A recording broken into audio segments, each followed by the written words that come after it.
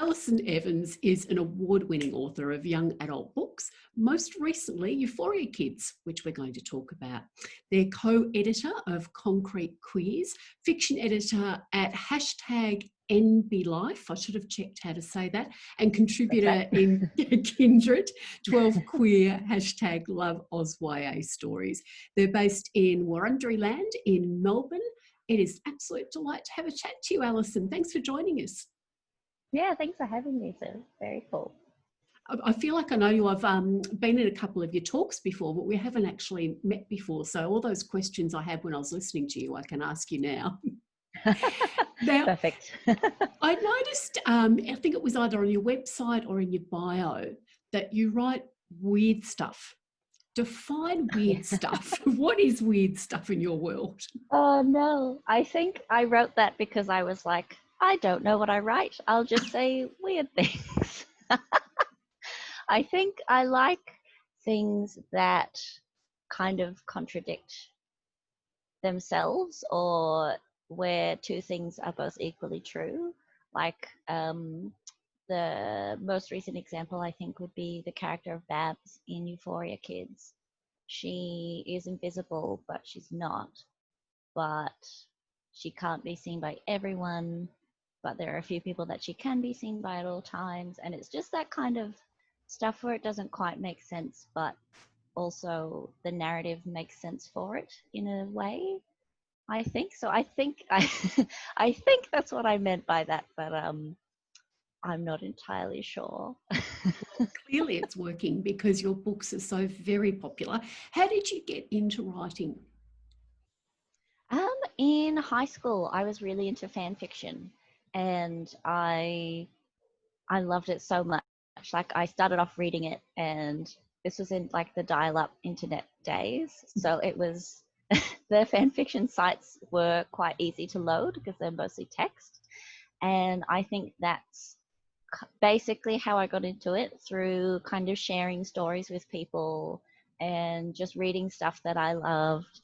And then it kind of grew from that, really. Like, I still write fan fiction, not as much, but that's where my love of writing really started, I think. And what fan fiction? Tell me it wasn't Twilight. No, I was. Thank goodness. It was a few years before Twilight, so I started with. Um, I really liked the band Green Day, and so I would write fanfic about them, which I wouldn't do now because, like, they're real people, and that's a bit strange. But I wrote a lot of Harry Potter fanfic. That was my main kind of love. And then it moved on to like Mass Effect, the video game series, and Adventure Time, and yeah, just lots of stuff. Just the stuff that grabbed you pretty much. Yeah. What was it about Harry Potter? What was your thing that grabbed you about Harry? I think I just love the world, because I wrote about Remus Lupin and Sirius Black when they were teenagers. And I think because the community basically made its own canon for that era, and I think it had kind of as little to do with J.K. Rowling as possible, which kind of gave us a lot of freedom, really, to make our own canon and make our own stories. And I think that's what I really liked about it, is that you could just kind of make up anything. And then things that you put in your story could be like continued on in other people's fics. So that was really cool. How much, critiquing is the wrong word for it, but how much critiquing, how much help did you get in growing as a writer, or was it just the process of writing fan fiction? First, it was pretty much just the process, but then I joined a website where like you could trade reviews. So like I would review someone's story, and then the next person in the thread would review mine, and then it would just kind of go on like that, and that was really cool. And that, I think, really grew my practice. And now, like, I do workshops with a few authors, and we just kind of read each other's work and add that same kind of feedback, which I think is honestly like one of the most important things that I can do as a writer. I'm not sure how other people work, but I really love workshopping with people that I trust because that's how I get better. I think you're absolutely spot on because you bounce off each other. You, even if you go, yeah, nah, to their idea, it still makes you think and it still makes you dive a bit deeper into your story. I think Yeah. it's vital. I think you're right. Mm. So with your books, do you start with a character or a place? How do you start a story? It it seems to be different for every book, which is a bit annoying. Don't you hate that? Because you think when you've done your first book, oh, I know how to do this, and then you go, yeah.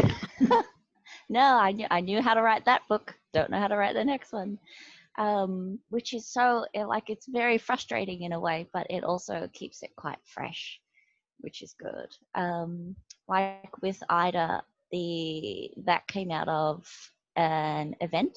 I was like, what if someone could go back and change the decision that they made that put them into a situation where they avoided that situation?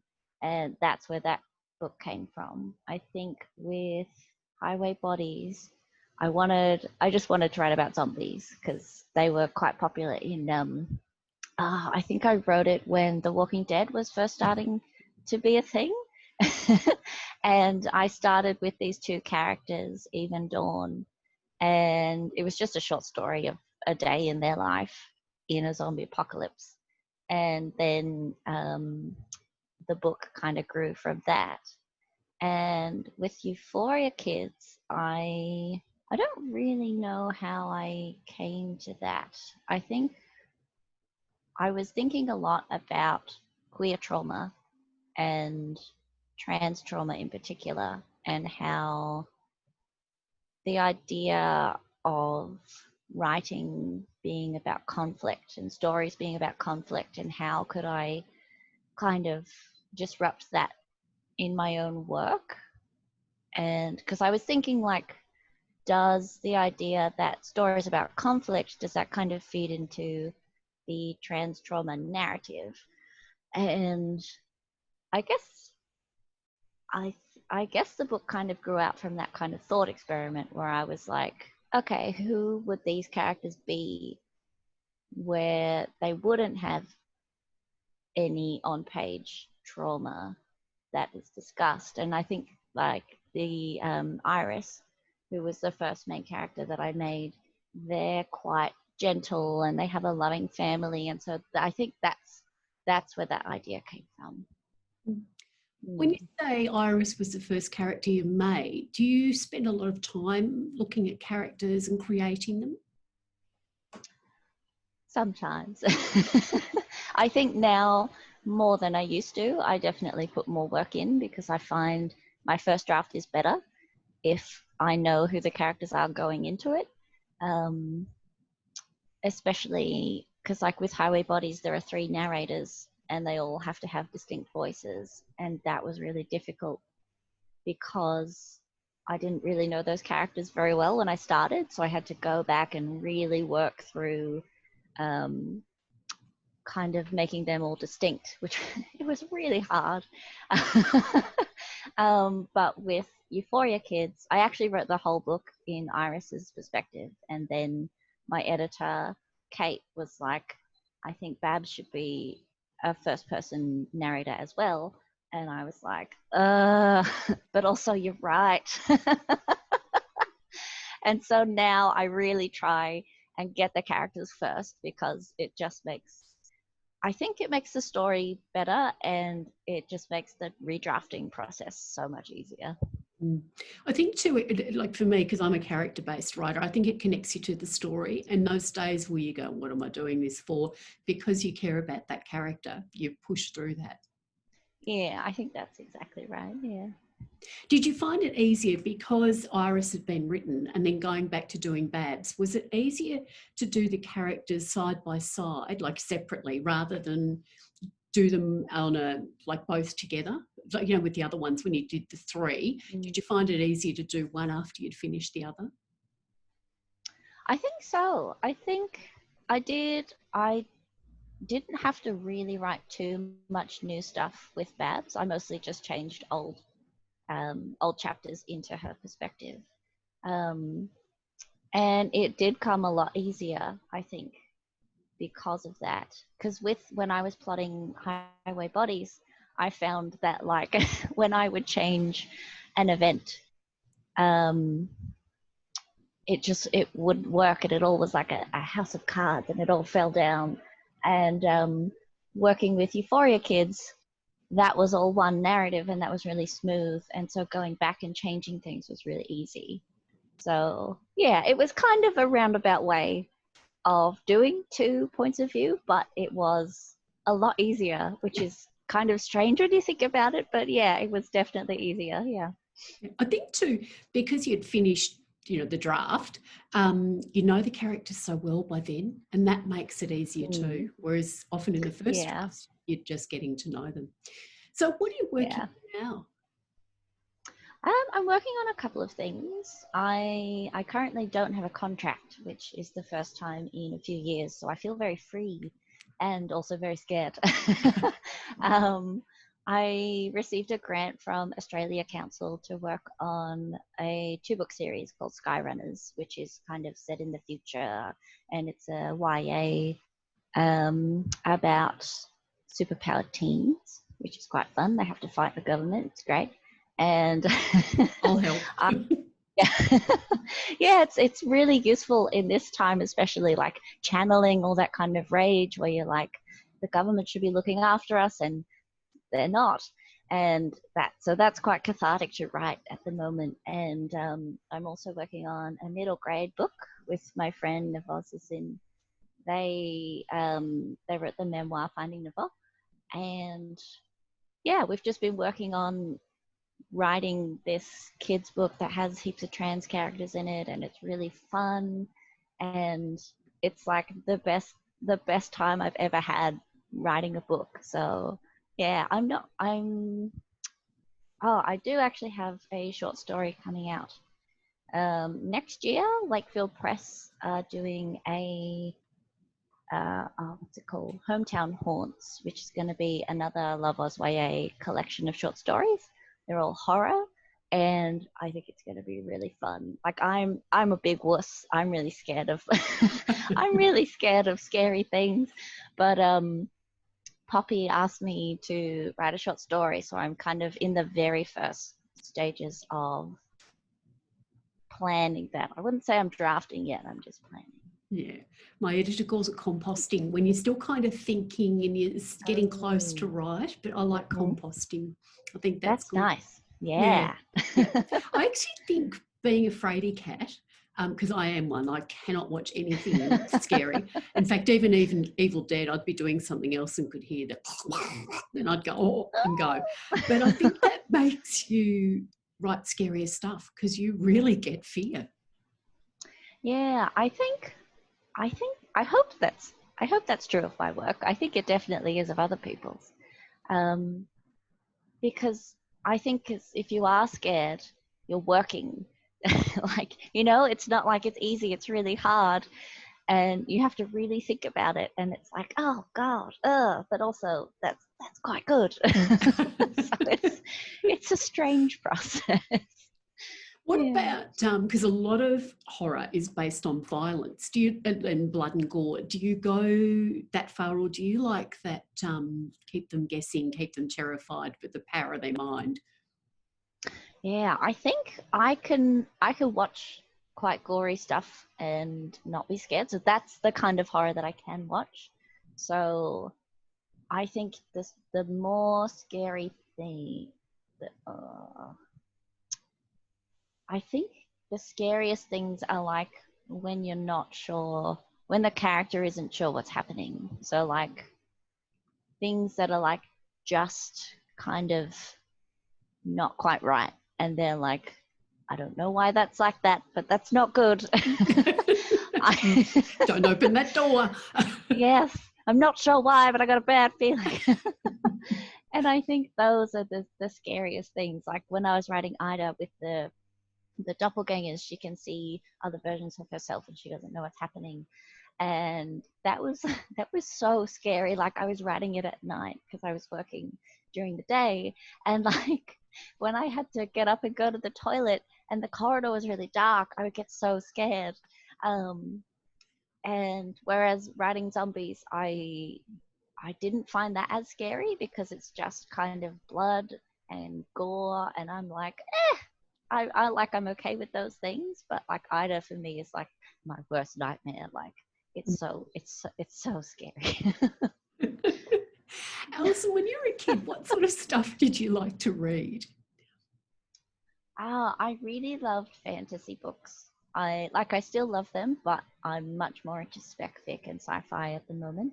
But I really loved like magical worlds where the characters live in an ordinary place and then they find something magical. So like Garth Nix's A Lawson trilogy, which I think is now 5 or 6 books. I've lost count, but yes, it's growing. Yeah. It's taken on a life of its own. Yeah, which is awesome. When he announced he was writing more, I was like, oh my god, this is the best day ever. So I really like that kind of how Sabriel grew up in our world, but she's actually magic, and I'm like, that's cool, because I think that for me was a way of being like, well, maybe I could find a magic portal or a magic place, and then I could do magic things, and that was my favorite genre within fantasy, which I think it still is, really. I just think it's really fun. Do you think you'll ever write fantasy? Because clearly you love it as well as the spec fiction. Do you think you'd ever write fantasy? I'm not sure. I think because, like, I guess Euphoria Kids is kind of fantasy. I would call it sort of more magical realism, perhaps. I think fantasy, there's so much world building that goes into fantasy. And I think for me, I really like reading those things, but I'm I'm just too lazy to actually put in the time and craft a magical world.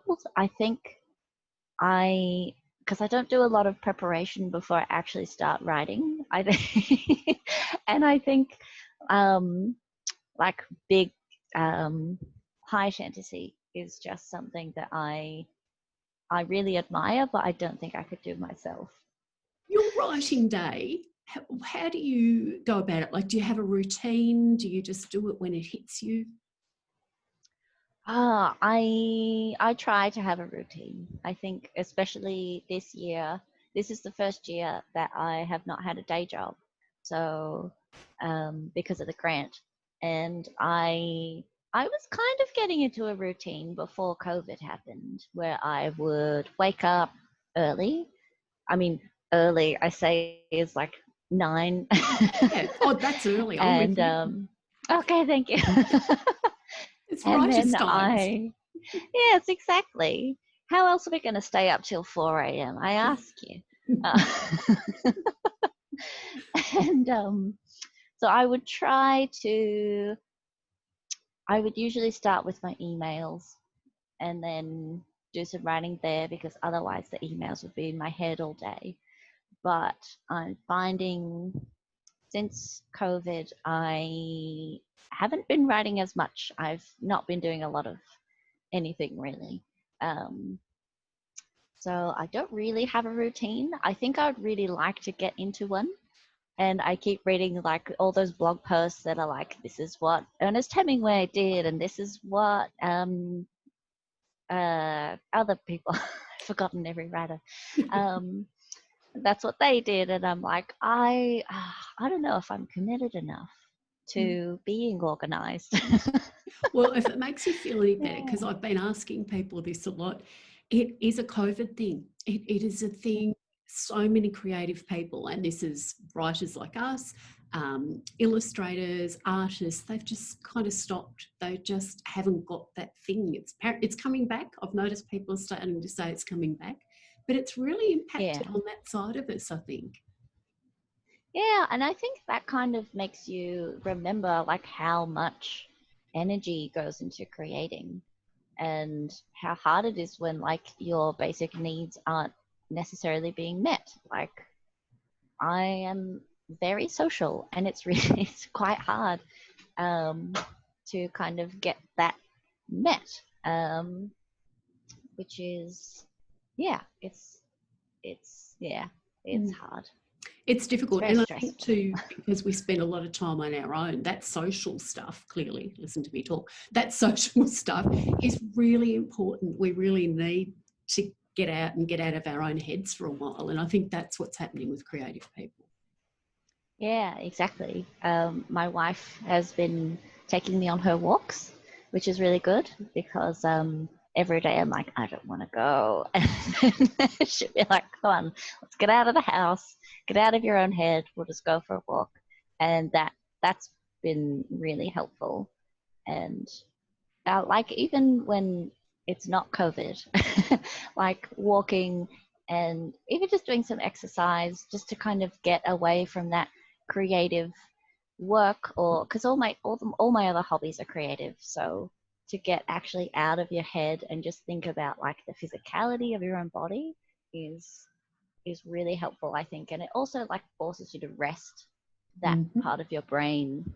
So yeah, That and knitting. I can teach you to knit if you like. I find knitting really, yes. showering's good too. But anything where you sort of, where you're repetitive and you don't actually have to think, it's really good for your writing. So we'll have a knitting meeting and I'll teach you to knit. I find it very good.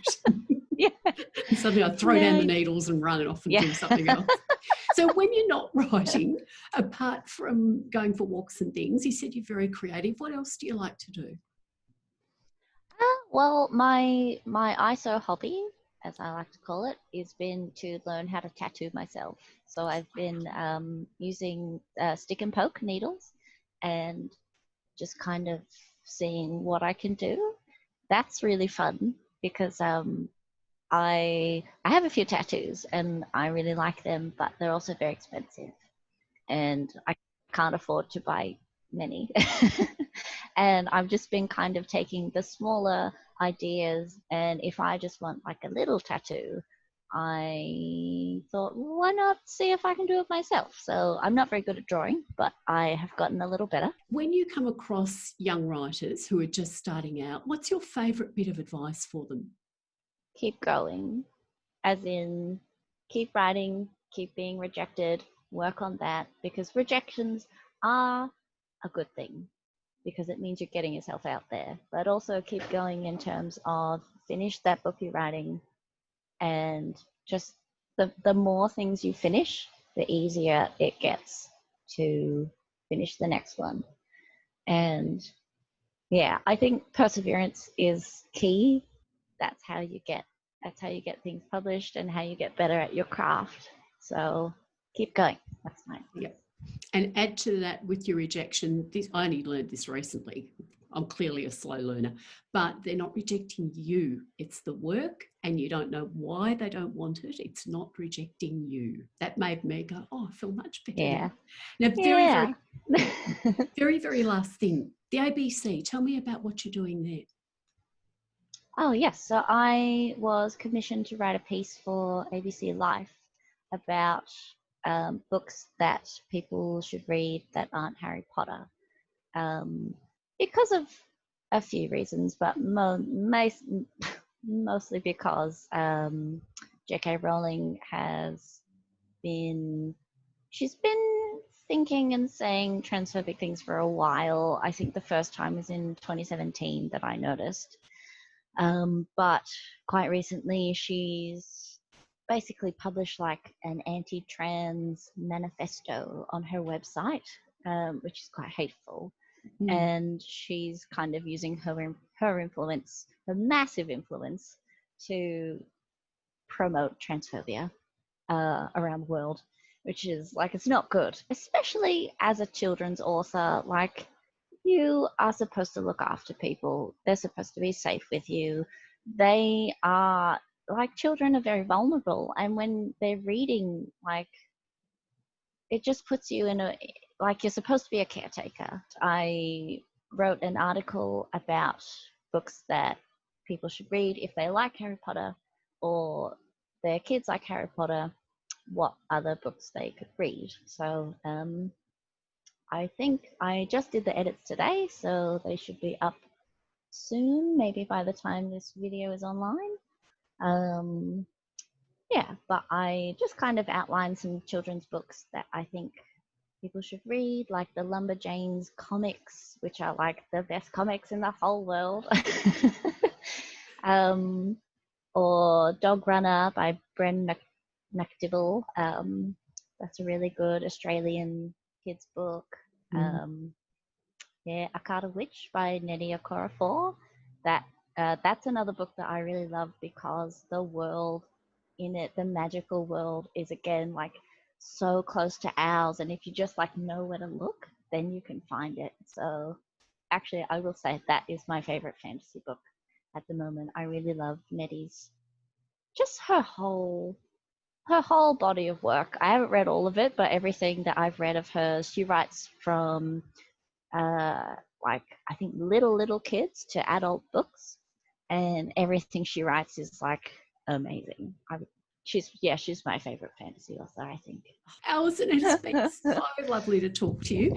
Good luck with Euphoria Kids. I'm sure it will be hugely successful. I'll look forward to reading your ABC Life article and to, no, I'm not going to put pressure on you, I was going to say, and to the series as it develops. But no, that's pressuring. No, I won't mention that. Thank you. That was really fun. Pleasure. Lovely to talk to you. Thank you.